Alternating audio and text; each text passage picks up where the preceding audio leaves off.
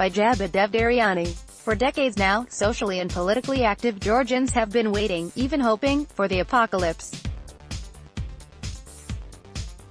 For the country to go forward, its morbid addiction to the final showdown must end.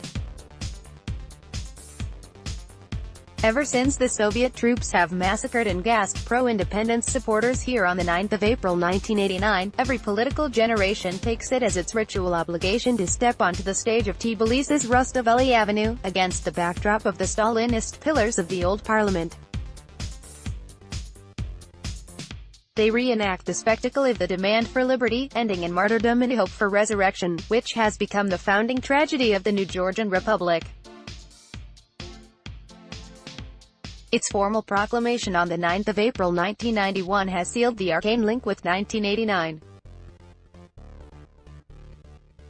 And true to the form, the Basani generation has stepped up on the stage on the 12th of May.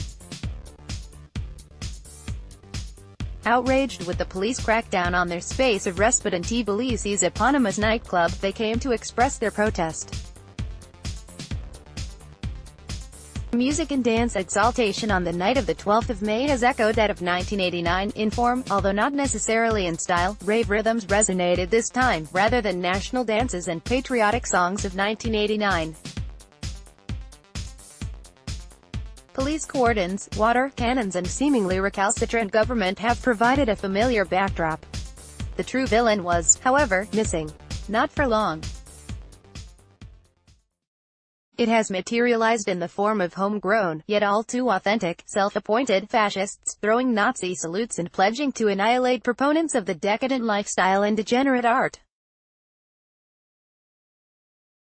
The stage was set for the tragedy, the final showdown between the good and the evil. Yet, it was not to come. The police have struggled, but held the ultra-nationalists back, bloodying a couple of noses and making few arrests.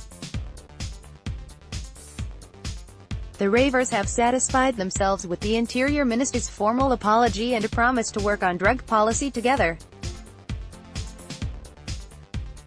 The twittering masses, the veterans of the blue screen adrenaline, are now imbued with an acute sense of anticlimax. The build-up gave them no closure, the tragedy had no final act. Their frustration notwithstanding, perhaps they missed the rays of hope. Perhaps this generation has chosen, despite their best judgment, to trust and engage, rather than reject and confront, to forego a narrow factional triumph for the wider societal victory. It may come, that the hopes would wilt and the onlookers would rivet themselves to TV and computer screens once again. But it may also happen, that those who are obliged to uphold the law and curb the violence, would do so, under citizens' watchful eye.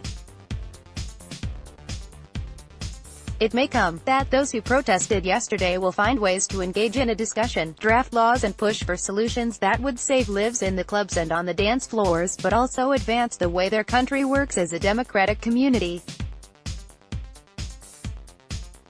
These are not the times for flower power, but of the combative strands of grass that push through the concrete walls of Tbilisi's central stadium, whose dark entrails house Basani Club.